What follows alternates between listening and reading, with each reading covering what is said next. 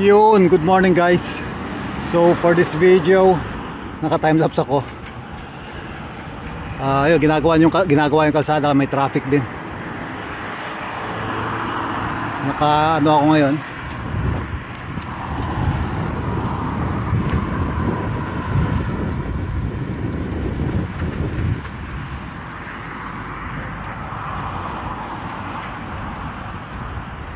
Yan, nakamapa tayo ngayon, balik tayong Kirates Piste habang di pa umuulan. So rain or shine na to pag umulan. Ligo na tayo sa ulan, tapos ligo na lang sa bahay. So makakuha tayo doon ng mga pwede nating iuwi. Makakuha tayo doon guys ng pwede nating iuwi. Yan, mga kailangan. Yan, bago na yung gulong natin. Alright, kita-kits tayo later doon, malapit lang to. Mga nasa 11 minutes bike ride. Doon banda. Pero tayo, hindi tayo doon. Diretsuhin natin. Alright, kita-kits tayo doon sa Kirates Piste. Makita nyo naman yung daan na to sa time-lapse. Let's go. Yun guys, kasama ang palad. Close, balik tayo bukas. Sulyetto, close. Kirates Keskus. Yan, marami dyan, parang wagwag. How do you call that? It's like ukay-ukay. You can get, but it's for free. No payment. So that's the nice. It's the recycled materials from the other people. Parang they're giving it for recycling. That's Kirates Keskus. That's the meaning of it. It's like recycled materials that not used and be given to other people so that they can use it. Alright, so I'll come back tomorrow at 10 o'clock. Let's see if it's open. Or I think, because today it's Monday, it must be open. It says 12, but it's closed until the 26th. Yeah, kitang kita, walang daya hanggang 26 sarado. So 27 siya open. Okay, let's go. Balik na tayo some other time. Let's go. Dito yan, Ulilan Cat 2. Balik na tayo. Let's go to the next vlog. Pauwi. Alright guys, may bago akong spot na tambayan dito. Lapit sa pinagbubuhatan ko. Adik na sa Bakal Adik. Dito, bagong spot na tambayan. Open to nung last, no, kahapon, Saturday, Sunday. Open to. So dito ginanap yung parang wakeboarding, parang something like that. Yan, dito ginanap yun. So yan, may bench dito, pwedeng upo. Spectators. Yan, upo ka. Tapos nood ka, ganyan, no? Doon nagsisimula. Yan, upload ko sa Reels, iikot doon. Tapos tatalon dito sila mag stunt or papatalon yung handle. Basta yan, alam nyo na yan. Wakeboarding, marami naman ganyan sa Pilipinas, especially around Visayas banda. Yan, dito, bagong tambayan, pakita ko lang. Yan, hashtag, ano ngayon? Ayun, nakapalengke na ako, yung palengke bike natin. Luto ako ng dinakdakan, liver lang tsaka pork. Ayan, pag dinakdakan ang lulutuin, alam na. Let's go. Alright. Ayan, buhat lang ako saglit dito sa Bakal Adik. Magbuhat muna saglit, luto, and then tulog. Let's go. Ayan, pinakita ko lang yung spot, bagong tambayan. Doon ako naglakad-lakad kahapon. Doon. Pang pa-relax natin, pang tanggal stress. Siyempre pag nakita ka ng tubig, tatanggal yung stress mo. Ayan. At na-stress tayo kanina, no? Sa trabaho. Alam mo naman, there's no perfect company naman, pero siyempre hindi pa pwedeng i-take advantage of it, diba? Yung kasipagan natin. Kaya may kasabihan nga ako guys, no? Dito sa vlog na to, sabihin ko, yung kasabihan ko, no? Huwag mong sipagan, baka sa'yo pagawa lahat. Alright, let's go. One eternity later. Yun guys, good day. So gamit ko ngayon si White. Ayan, shoutouts parang Albert. Si White, bagong palit yung WTB niya dati. Ayan, WD Shimano Alivio. So ride natin siya, tumbukin natin yung Kokemaen FK Kerhori. So ibig sabihin nun ATV and go-kart. So try natin mag ATV naman ngayon, no?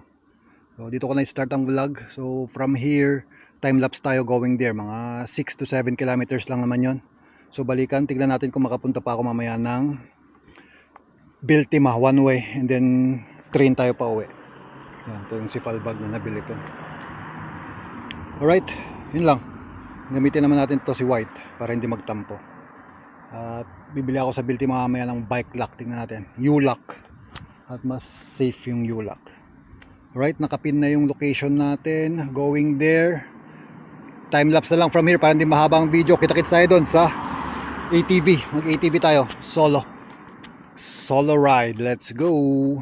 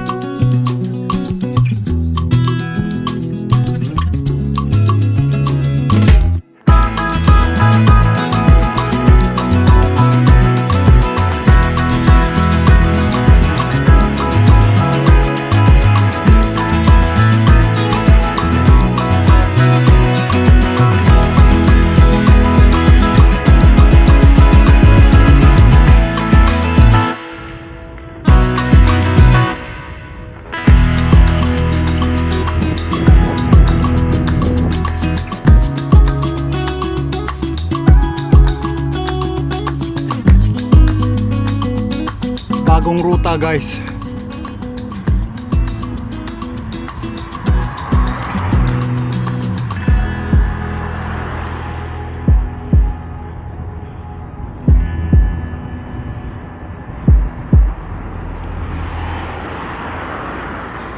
Tayo sa train tracks. Pakita natin, kahit mahaba na yung video, panoorin nyo man o hindi, wala akong Merstolanti 16. Tawid tayo, train tracks. Paunahin muna natin yung sakyan. Yes, train track. Alright, diretso daw tayo, sabi ni Budol Maps. Punta tayo sa ATV. Kita-kits later. Alright, puntang Quezcus. Alternate route. This one, I don't know, mahal na ito, papuntang Pori na to ah. Unpaved road, sabi nung Budol Maps natin. Kita-kits tayo later. Bike muna ako ng Matiwasay. Tayo sa bike lane. Alright. Ay ay ay ay ay ay ay ay.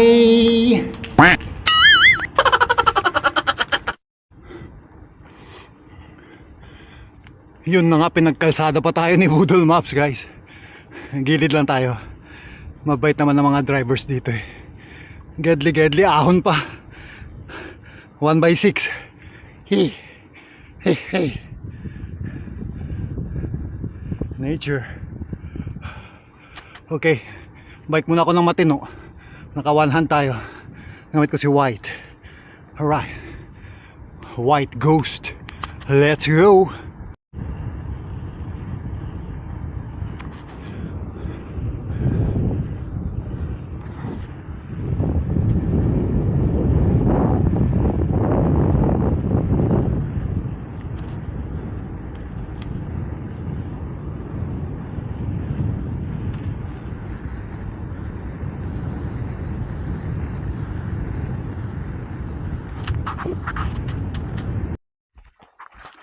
Siguro ito yung ruta ng ATV kasi may mga ano siya, signages siya ngayon.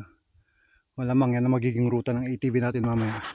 So yun, pinag-gravel niya na ako itong daan, tama ba? Advance tayo konti. Hindi ko alam kung ang tigas, ang pababa tayo. Wait. Uy. May mabuhangin. Gravel road guys. Dapat naka-mount na to eh, naka-timelapse. Mamaya tanggalin natin, ikabit natin tong ipi-pure vlog natin gamit ito. Action cam. Hindi na natin ito timelapse. Timelapse lang yung papunta via bike. Kasi mabagal tayo magbike eh. Sayang yung oras pag matagal mong binablog, di ba? Kaya timelapse lang pagdating sa biking. Pagdating sa ATV or mga kotse or what. Ano tayo, normal vlog. At gravel, napalaban yung gravel natin.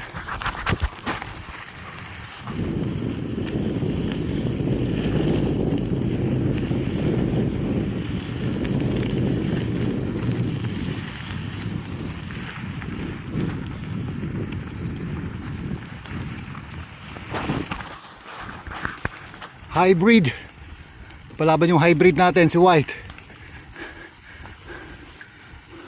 Napa-trail bigla. Okay, vlog ko to properly. Nakita nyo naman to sa time-lapse. Kita-kits tayo later dun kay Kokemain Kerhori ATV. Let's go! Adventure!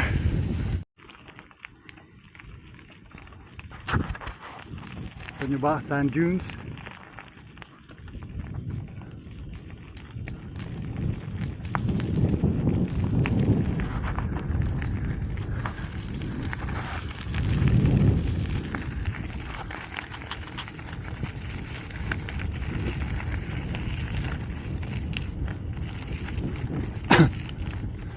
Siguro pag nasa Pinas ulit ako eh, matatakot na ako magbike kasi yung mga driver dun eh, at saka ang daming sasakyan.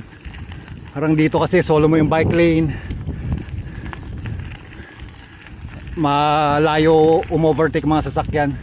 Siguro pagdating sa Pilipinas nakakatakot kasi gitgitan, pina-pina, busi-busina. Kaya baka sagpaminsan na lang ako magbabike doon. More focus tayo on ano, sa ating family bonding, inom. Let's go. Ahon na guys.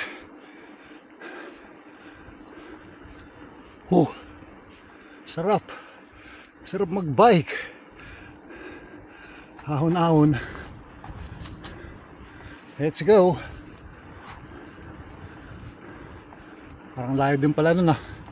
Alam kung matuloy pa ako sa Biltima nito. Huwag na. Next time yung Biltima. Sigurado gutom tayo nito mamaya. After. Let's go. Woo! Sarap magbike. Ang layo pa. 300 meters. Hanapit na. 300 meters na lang. Andun na tayo. Ahon Lusong. Bombahan ko tong likod. Parang malambot eh. Likod na gulong eh. Parang malambot guys.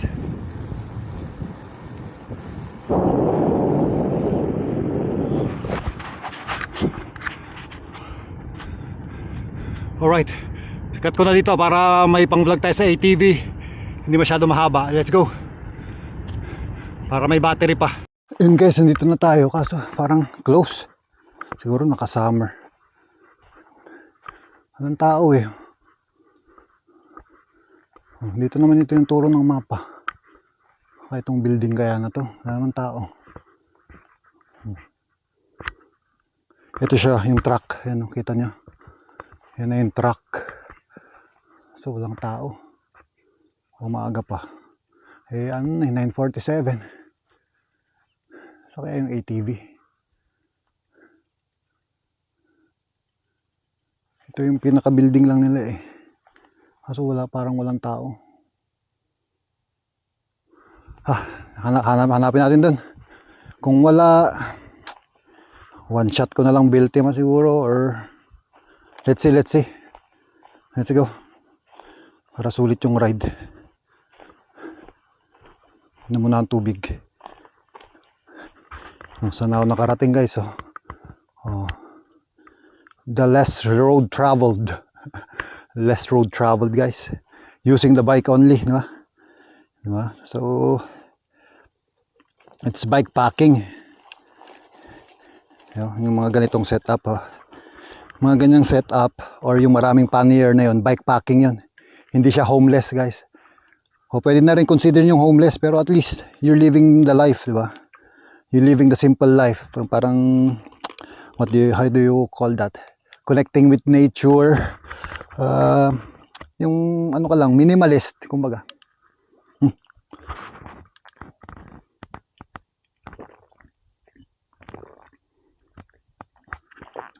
You're more connected with nature. You're sleeping in the sleeping outside, something like that. Yeah, that's it. Going back, I don't know. Parang sarado itong ATV ride natin. Paay guys. On to the next video. Let's go. So yun guys, na Paay. Wala naman tao doon, close. Mag ATV sana tayo. Next time na lang siguro. Mag ATV na lang tayo sa sand dunes siguro, sa Ilocos or what. Wala dito guys. So magagamit ko na lang yon pag sumakit yung katawan ko. Magpamasahe na lang tayo. So lusong muna ako dito. Kinabit ko na yung camera natin. Kita nyo naman yung time lapse papunta. So for this ride, so parang part 2 na to, no? Katuloy na lang to, part 2. So yung part 2 natin, sana umabot pa.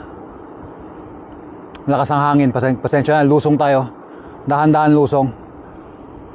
Yeah, biking ko na lang hanggang Biltima. Doon na tayo siguro mag lunch sa Pori. Let's go.